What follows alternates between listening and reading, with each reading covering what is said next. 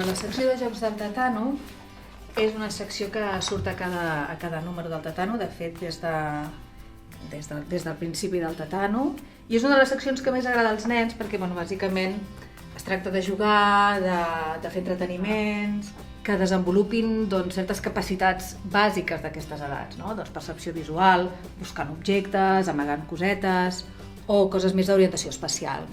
Fins i tot de fer seqüències, desxifrar codis, serveixen per entretenir-se, per jugar, per passar-s'ho bé, és un divertimento, però a la vegada desenvolupen habilitats bàsiques pròpies de les edats de 5-6 anys.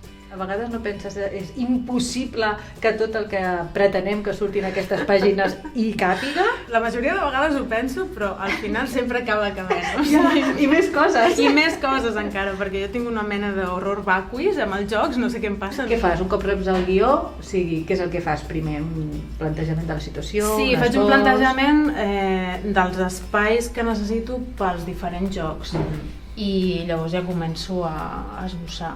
És un esbós bastant definitiu, per no perdre'm després, perquè per facilitar-me la feina després a l'hora de passar net la línia i colorejar. Barrejar realitat amb fantasia i no passa res, no? Que és lo bonic també de no il·lustrar totalment la realitat tal i com és, perquè això ja ho veiem, però sí incorporar elements imaginaris, no? El plantejament del guió era veure com diferents tipus de famílies celebraven el Nadal a casa.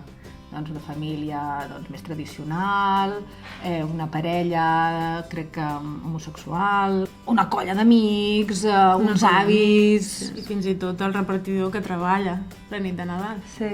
Exacte. Les escenes que tu fas moltes vegades reflecteixen molt la realitat, la realitat en què vivim, en què els nens es mouen, i de fet jo crec que hi ha una petita intencionalitat de transmetre uns valors.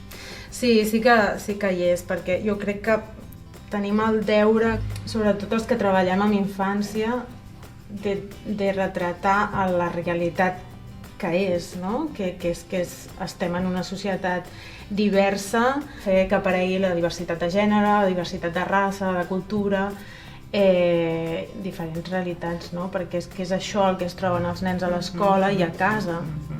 I si un nen se sent identificat, és el més important, no? A mi és el que m'agradaria, que tots els nens se sentessin identificats, perquè això vol dir que són importants.